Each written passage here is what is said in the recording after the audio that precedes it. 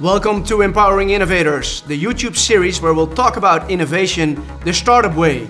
Today I have with me Andreas Lambropoulos, who is responsible at BNP Paribas for strategic initiatives and open innovation. Welcome, Andreas.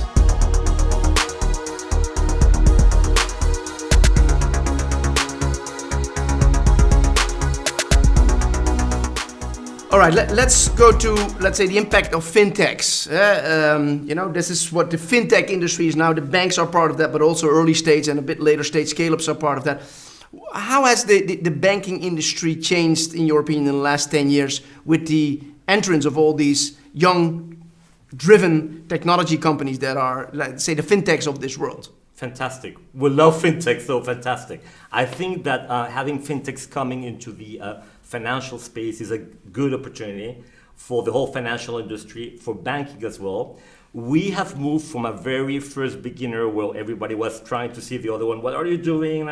Now we are getting more into a more cooperation, close cooperation, banks, insurance company, fintechs, insurtechs working together and trying to create new things for the industry for tomorrow. So we do see this cooperation and this work together as a very interesting way. So what we're looking at, basically that's the question, what we're looking when we're looking with a fintech. First, and what has worked so far and what doesn't? I mean, it was something that we touched before our conversation. There's things that work and don't. Maybe just touching on those. So first thing, of course, we're looking for a specific skill technology. A fintech is there, they know something very well, they have been working a very specific thing, and that might be interesting in a banking and a bank or an insurance company.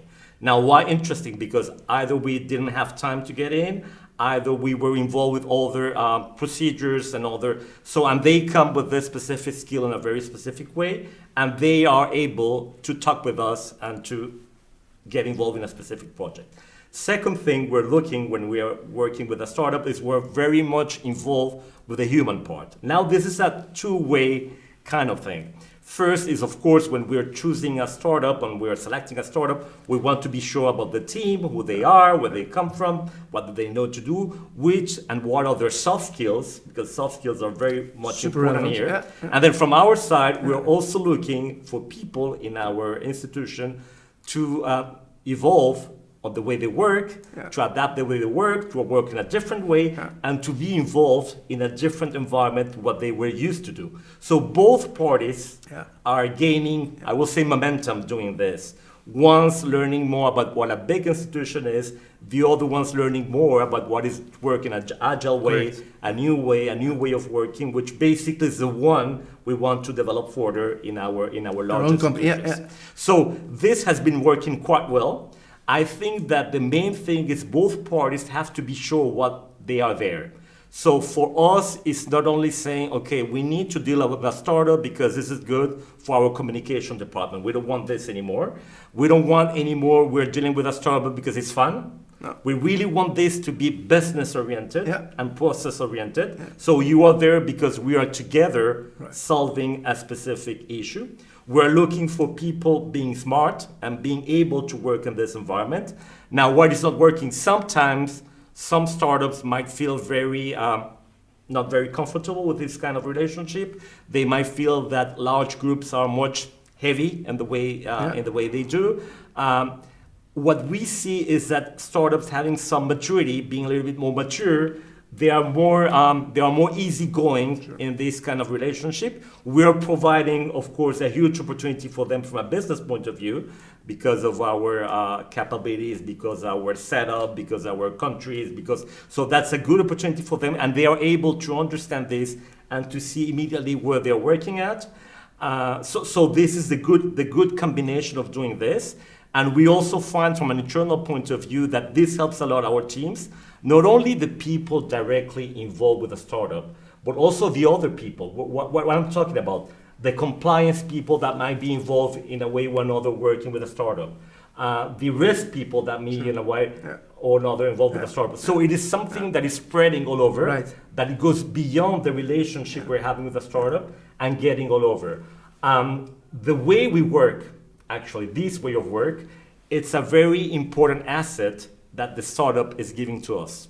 So it is a technology, it is a new product, it is a new capability, it is a new piece of the customer journey, is a new process, but it's also the way of the working mindset and the mind in a different way. Especially also in the adjacent department like HRM and procurement and finance. I mean, we just did a research and we have identified 10 tensions that basically often occur when a small company wants to work with a large company and the other way around. And you already addressed the human aspect. Right. You know, technology is important, but eventually, if you and me cannot collaborate together, I mean, then our technology is never going to fly in our relationship, right? In working together. So identifying that and understanding that human aspect and understanding where I can add value and you can add value is super relevant to have a look at. Yeah. And so obviously, many startups think very different than corporates, right? So it also be able to understand the difference in thinking, in speed, in risk management on your side, which might be very different than with me with a small company, is a truly important thing. And I guess you learned there also in the journey in the last 4 years how to address these topics. You are completely right. I think that the main, and that's a big lesson we got from all this relationship, is I always say when it doesn't work and you feel it doesn't work, you have to stop it as soon as possible. Because it won't happen and you're losing the agility of working with a startup in a specific place. So there is a kind of attitude as well of saying to the startup, okay, it doesn't work, let's stop it here, you keep going, whatever you're doing, we keep going and perhaps you can try later. And that's an important part. We don't want a startup and our teams to get tired of something that is supposed to be there to get it more agile and more easygoing. So that's a very important point. Now, what we are seeing also in and we're looking to see more in our relationship with the startups, is we're trying to get more into the positive impact that working with an entrepreneur company might have for them and for us. So we're taking care and trying to see which more. I think actually the program we have in Africa is a good example of this, because we can see startups working with our subsidiary, our credit consumer through RCS, right? RCS. Startupbootcamp and RCS have a partnership in South Africa. Right, that's right. Through our partnership with them, that the startups that we work with, of course, they are there to give their input on technology, on a specific, but they are also there providing their input and their energy on the social impact, energy transition impact. And I think that going forward, more and more we will be going to that area where the startup is also providing all this energy about what's happening in the environment, what's happening with social impact, what's the role, what they're playing the role in the society and how they're doing this. And the bank can facilitate that also in that way. Well, I mean, over lunch we talked about this, and was this one of the main reasons why RCS or BNP eventually joined the program on Africa, or was this for you sort of like an eye-opener? Hey, all these startups in this case in Africa, they all have an impact element. Yeah. Was this sort of like a surprise, or was this like a... So the original point of our consumer credit subsidiary in Africa was rather getting into an open innovation program to open and to get solutions being involved. I think there was the main point. The other one was human resources related. Yeah. I think there was a third one as well, was more the branding part of it. But what I learned, and I learned when I went there and see what they were doing, is I thought it was fantastic the way all these startups coming from all out Africa were pitching and explaining what they were doing for the solution, but also for their community, for the environment, for the water, for the energy transition.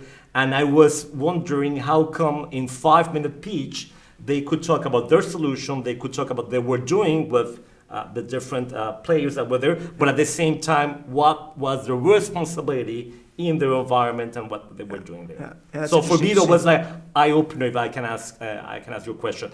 It sounds very much to me as well, because in our strategy, BNP Paribas strategy, we have put positive impact business and company engagement at the heart of our strategy of our group.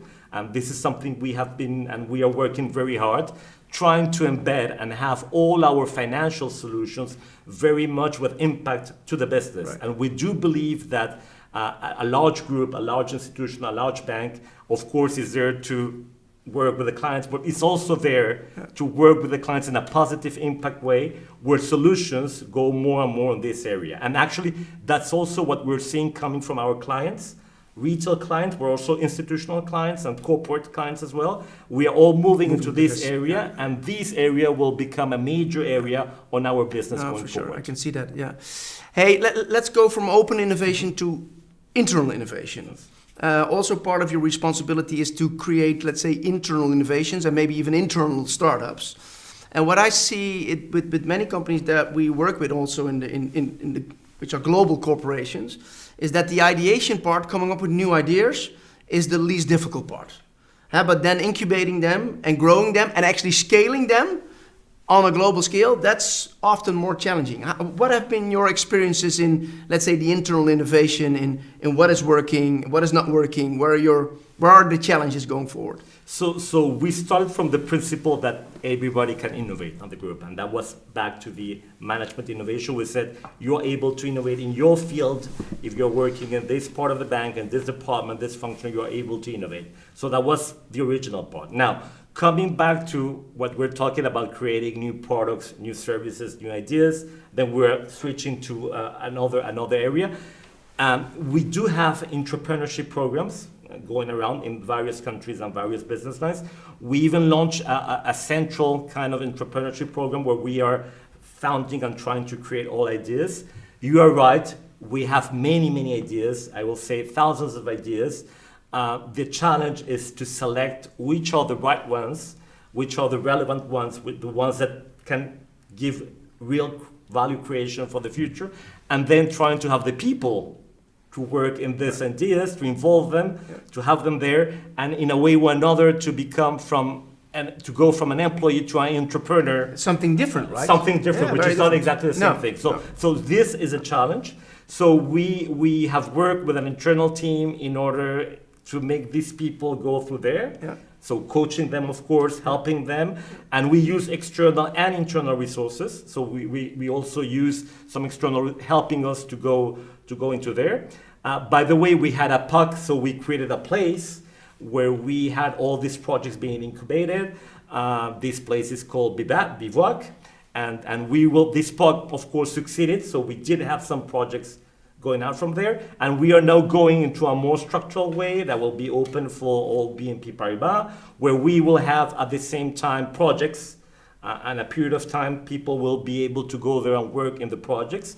We will also take care about the whole managerial and human resources part we mentioned before. So we will be upskilling and reskilling people in order to get them more, I will say, comfortable with the new businesses, new challenges, new technology challenges. And also risks that you're taking there. I mean, it's very different to be an entrepreneur or an entrepreneur within a large company than just being a general employee that runs the day-to-day business. You are completely right. But besides, we also think that the other people not involved with entrepreneurship, they should have and be able to be reskill, upskill, get closer to agility, get closer to design thinking. So we will have some training skills as well in this same place open to all our employees. And at the same time, we use this place as a way to share best practices, engage new projects, all together in the same area at the heart of Paris. How do you decide when something has traction, so there is product market fit, and you feel, hey, there's an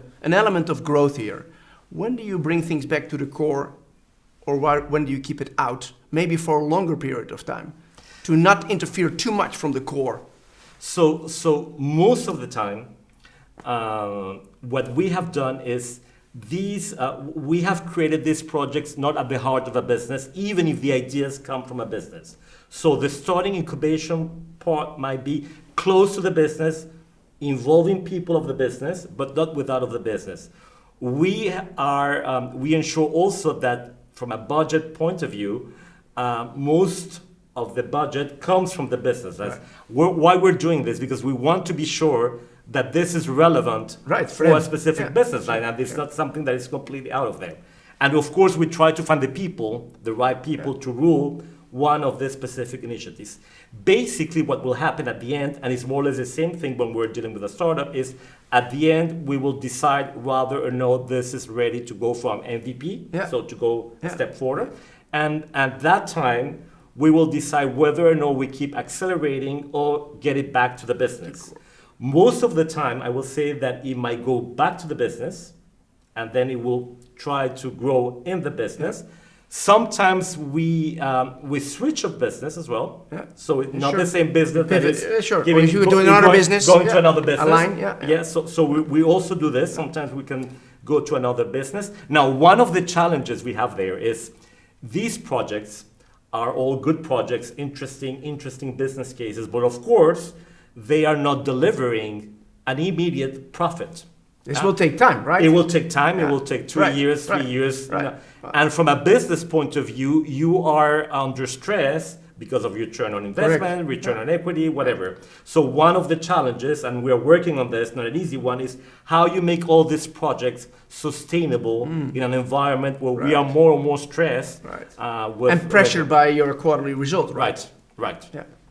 All right, we're already coming to the end of our conversation. I mean, we can talk about this all day. We love innovation and growth and startups and scale-ups all together.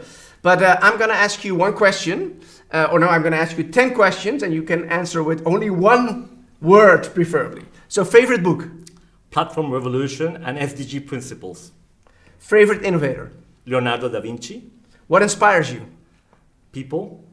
What makes a good leader? Inspiring and taking decisions. What drives you? People again. What do you wish all people should know about you? They know everything. What do you value more? Hiring somebody who has great experience or the right certificates? Neither one nor the other one. Being the right person and being a nice person. Biggest achievement so far in your life? Many small achievements is the greatest achievement. Biggest learning in life? The only thing I know is nothing. And Define- together we go further. Okay. Define happiness. People, love, and taking a glass of water in a nice beach. Okay. So the next time that you drink a glass of water, I have a book for you to read. This is a book written by Bibian Mentel, who explains what she's doing in her life to give back to a younger generation of disabled children, and she thinks that sports plays an important role in creating social impact and being involved in a community. So I hope this will inspire you going forward, and thanks again for the conversation. Thank you for the invitation. Thank you for the book.